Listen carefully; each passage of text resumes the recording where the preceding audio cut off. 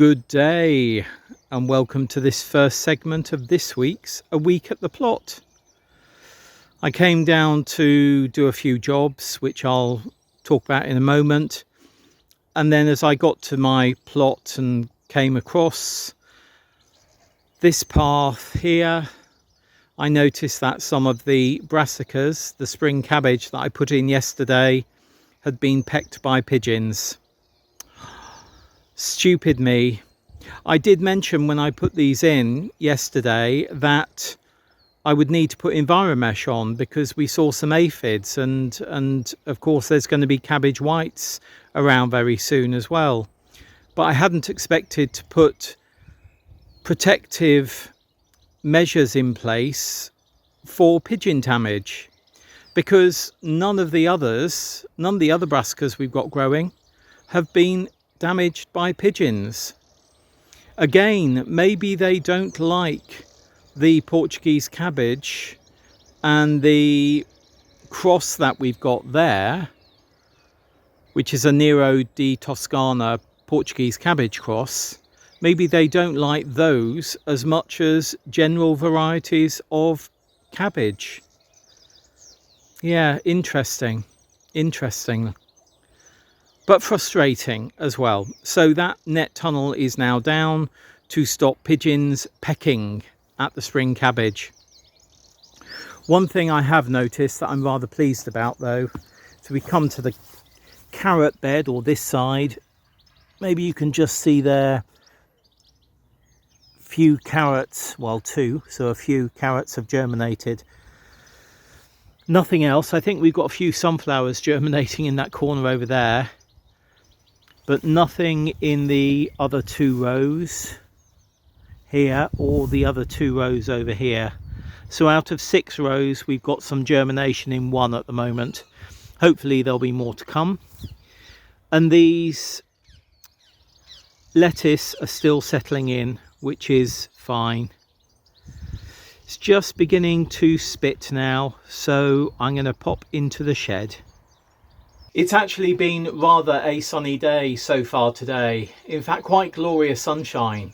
And we did have rain forecast for initially 10 o'clock, then 11 o'clock, then it pushed back to 1, then 2. And now I think we're nudging, no, we must be nudging 3:30, 3:45, because I've seen the kids leaving school, so it must be after 3:30.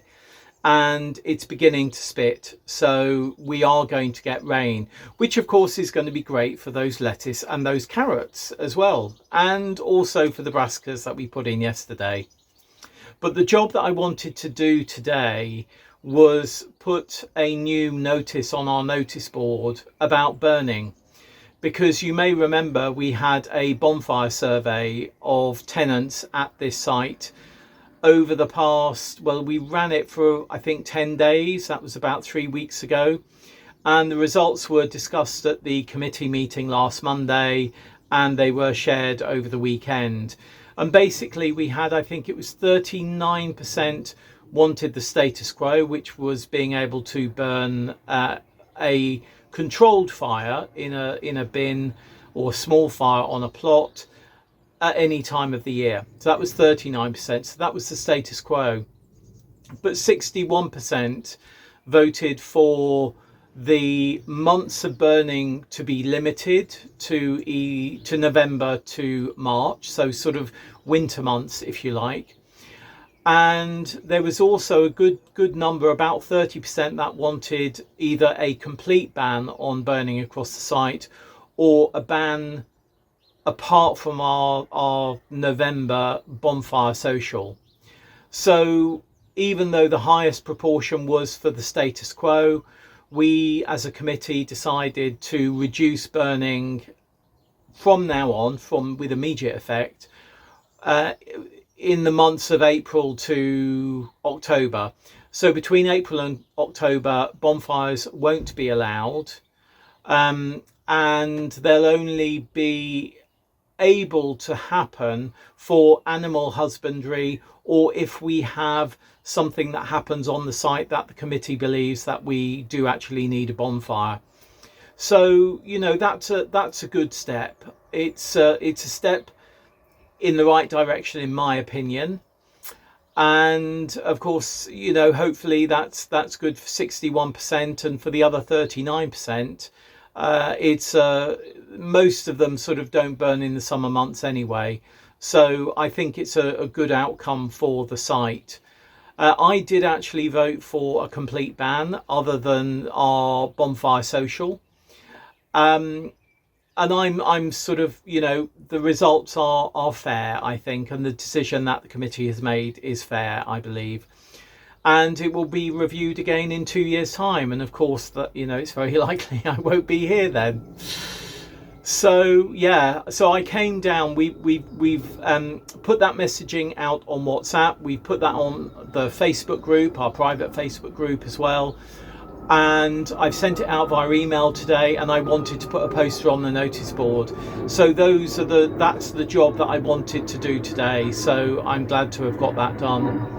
And apart from that, I'm going to go home because I've still got work to do at my desk.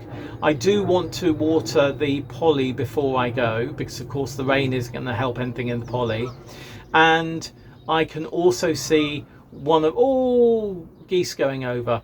I can also see one of our plot holders with her doggy, and her doggy is saying, I want to say hello. So I'm going to go and say hello.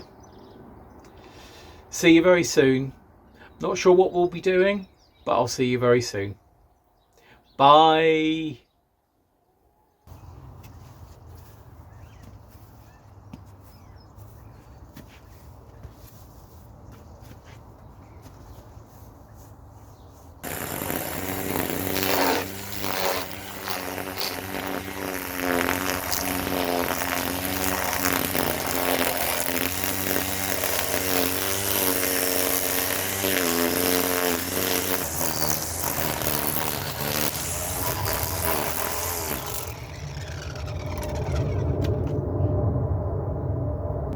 Good day.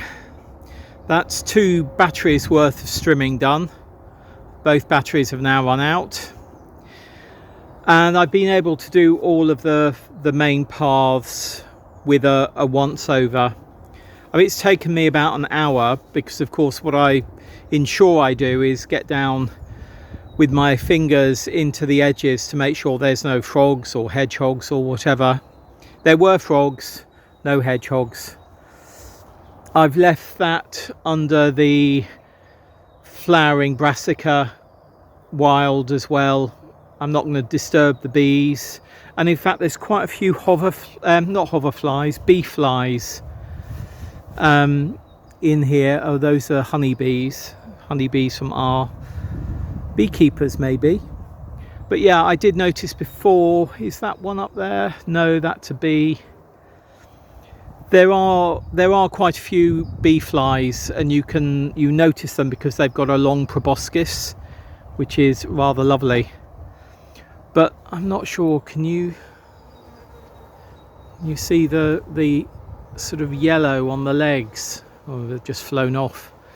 But they're collecting loads and loads of pollen from these. I mean, I think was it Michelle that said these are spectacular? And I have to say, I love it when the brassicas are in flower. They really do just dance joyously in a breeze.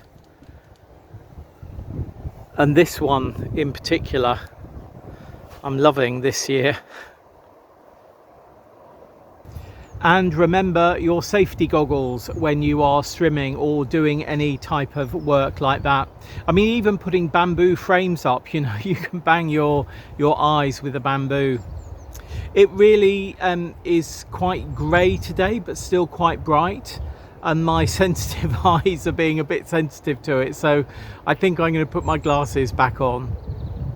That's better for me, though I accept maybe not for you.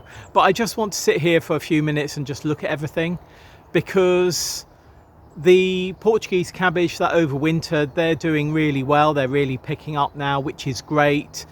The lettuce is doing okay. Some more carrots are up. But actually what I'm really enjoying just sitting here is the smell of the newly trimmed grass and dandelions and daisies, of course. I mean, those dandelions and daisies will be up within a matter of days and blooming again, particularly the daisies. Maybe the dandelions, maybe 3 or 4 days before they will be putting flowers out again. But they are, you know, they are robust plants and they will just carry on growing, which is absolutely fine. I did take off quite a lot of the seed heads before I went strimming, the seed heads of the dandelions before I went strimming, because of course what you don't really want to do is have your seeds flying everywhere. But with the length of time since I last strimmed, with the warmth that we are now getting in the daytime at least, with the spells of sunshine we're getting, the dandelions and other flowers have really flourished, and particularly the dandelions. And yeah, it gets to me a bit when I'm strimming them, but what I need to remember is that I'm working in a balance with nature here. I'm allowing nature to take over in some areas, and I'm reining nature back in other areas. And of course, nature will always win out in the end. You know, nature in one form or another, unless we destroy the planet completely. You know, once humans are gone, nature will be around and will continue and flourish. And sometimes I think we think that by taming nature, we're doing a huge amount of good. In most cases, it's all about greed rather than about living well and sustainably on this planet. So I think it's important that we do get this balance. So I know the areas that I'm letting go wild. I'm letting a lot of the stinging nettles go wild. We'll also be harvesting from those.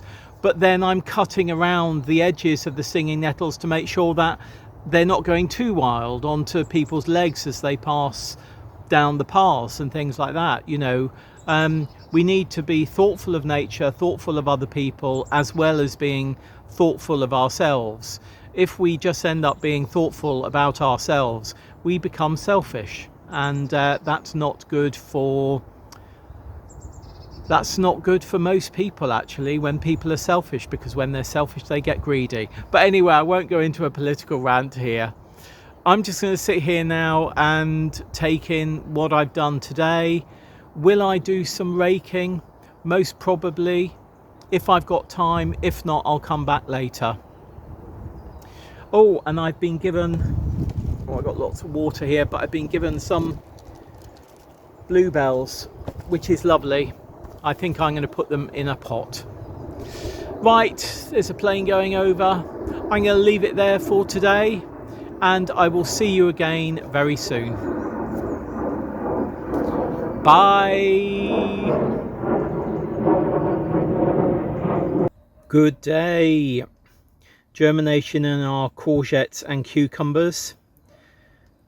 So we've got 5 courgettes germinated on the right. And in these 8 so far, we've got double germination in 3 of the pots, single germination in 4, and nothing yet in this one here. But you know, there's time. In fact, that's a double germination as well, because it's coming up there. And then if we come over to our tomatoes, we've just got 1 single bit of germination in our Guernsey tomatoes so far. And the Lolla Rossa has been pretty lax in germination too. 1, 2, 3, 4, 5, 6, 7 so far. They do need a water. Yeah, they need a water, because it really is warm today. Look at that sun. It's a glorious day. It really is. And one of the jobs I'm going to be doing today is getting these turnips in, and maybe those beetroot as well. think the turnips are going to go into this bed here, and the beetroot I think are likely to go into that bed over there. Slightly worried about putting things in this bed, simply because we have so much sort of wildlife. There are slugs and snails around here that don't necessarily get eaten by the frogs, so things do get eaten here a bit. But yeah, I'll mull that. But first of all, I'm going to get on and put turnips in here. In fact, before I do that, I'm going to water the seedlings that we've just looked at in the poly. That's the turnips in, and as you saw, I've given them a good water. In about 30 minutes I'll give them another water, just like the first. The root growth was really great in these, and it's really good in the beetroot as well. But what I have noticed with the beetroot modules is that the compost within the modules is much wetter than the turnips for some reason. And when I started taking one of the compost cells out of the modules, it started to fall apart because the compost was too wet. So actually what I'm going to do is I'm going to leave those out on a bench today, and hopefully that will allow excess moisture to seep out and fall away from the module, so that tomorrow I'll be able to plant them out. Because ideally you want the moisture content within the compost of the cells to be wet enough to keep everything alive when transplanting, but dry enough to allow you to plant the whole compost module out in one go without it crumbling too much. And then of course you give everything a really good water, like we've done with these turnips when they are planted up. So yes, this is the module here that I was trying to take out, and as you can see, it's really quite wet, the compost, and it just started falling apart, and that's not ideal. So I'm just going to take this gravel tray away and let the modules dry out for another 24 hours. You may remember that I think in last week's video I thinned out the growth on this Mizuna. I took growth from the bottom off, and any lower stems that were going to flower I took off, well in fact all stems, and I've just left these. And in that week since I did that judicious pruning, this has grown by about another third. It's now, I would say, about 5 foot high, something like that. And what's happened is exactly what I wanted to happen. The energy from the plant has gone into producing these flowers at the top, and those of course once pollinated will produce seed, which is really what I'm hoping for. What I have noticed as I keep this camera angle here is that, look, in this final growing year of ours here, the polytunnel cover is beginning to corrode, so this will need changing. I do have some tape that I can put on either side to keep this going for another year, but the cover will actually need changing pretty swiftly once we've left, I think. I've just noticed that now. So there you can see you can see the green outside. Anyway, hey ho, it's done us well. I think this is 6 years of growing it's had. Yeah. I'm back, and even though you don't know it yet, it's about 6 hours later than that last bit that we've just seen. And that's because as I was coming to the shed, and I put the camera in the shed to do this wrap up segment of this week's A Week at the Plot, I saw on my WhatsApp notifications that a tenant here said that there was a swarm down by the orchard, and that's also where we've got 3 bee plots, so it was a possibility, maybe even a likelihood, that the swarm was from one of our beekeepers on site, or not from them but from their bees.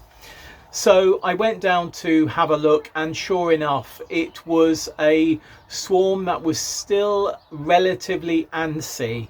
It really was. So it had only come from the hive a very short while before it was notified to everybody on WhatsApp. And I'm going to show you the sort of cluster of the swarm, and hopefully you'll be able to hear them as well now. Just as I was packing to go, someone said that we've got bees swarming, and hopefully you'll be able to see them if you can't hear them.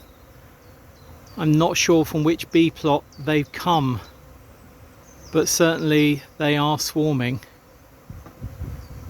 I'm going to have to contact 2 of our beekeepers to just come and check. Yeah. I contacted our beekeepers, and one of them said that she was going to come with her skep and capture the bees. So it's a sort of a hay hive, if you like. And she came and she did that. I wasn't here when that happened. I'd gone home by then, but she came and did that before she went off to the Brentford football match, because she's a supporter of Brentford. So that swarm was recaptured, which was absolutely great. And I'm now down to shut up the polytunnel, do a little bit more watering. Actually, I need to water those turnips again, because I left before I'd done that second watering that I was going to do 30 minutes after the first one. So I need to give them some more water. I've noticed the cats, or some cats I think, have been scrubbing around on the bed where the carrots are. There's germination in all 6 rows now, but yeah, cats have found it. So I meant to bring some cracked black pepper down and put that over it, because they don't like that smell. So I will do that tomorrow. You know, I don't want to deter cats from the plot. I just don't want them scuffing up the carrots and doing their business there. So, and I was thinking about the polytunnel, and I have to say, the plot feels, the infrastructure of the plot feels as though it needs work. You know, some of the edge beds need either repairing or replacing, or the edges need taking away and then it just becoming a ground bed. And I think if I was going to be staying here, that's what I'd be doing. I'd be doing more ground beds than edge beds. The carrot bed, where we've got 3 decking boards high, one of the decking boards on one side has come away, and that needs to be screwed back in. But I think the vertical support pole for that has most probably rotted away, so I think it will most probably need to be banged in with a peg to sort of hold it in over the coming months. You know, if I can do the sort of remedial work to keep things going, obviously I will do. But we've got quite a lot of work still to do at home, because even though the house will be on the market very shortly, in fact we have the estate agent coming on Thursday to basically finalise details. Yeah, we got lots to do at home still. Even though he's coming on Thursday, there are still other things that we will be doing after the house is on the market, just to keep it looking you know, as best as we can. So I knew that time was going to be limited, which is why I limited the amount of growing that I was going to be doing here. But even things like my trusty wool pellet bucket that I use to mix compost,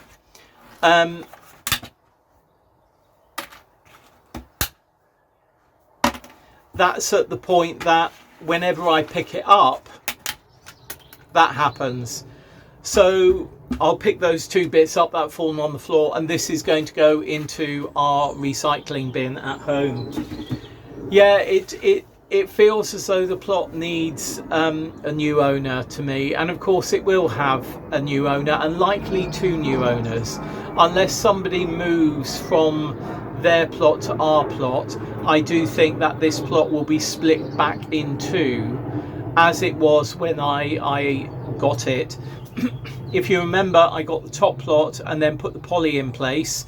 So I got the top plot 6.5 years ago, and the poly went up over that period, that first 6 months, I think. And then I got this plot here, was it 3 years ago or 4 years ago? I can't remember, but I will link back to when I got this side of the plot, because I did do a complete playlist called Starting a New Plot, which I think is very useful. And that reminds me, I also want to tie up that Starting a New Plot playlist with a separate video, a standalone video, about what I would do differently now. Anyway, look, I'm going to water those turnips. I'm going to water in the polytunnel too. And then I'm going to go home, and I think I might have a glass of wine tonight. I will see you again very soon. If you've got any comments or any questions, please do put them down below, and I will get back to you. And I'll see you, of course, next week on Planet Vegetaria for uploads as we go through the week. And I will see you on YouTube for another full week of A Week at the Plot. And I will need to check, but is this the end of our 3rd year of weekly videos of A Week at the Plot? It's either this week or next week, I think. Anyway, I'll find out and let you know. See you very soon. Bye.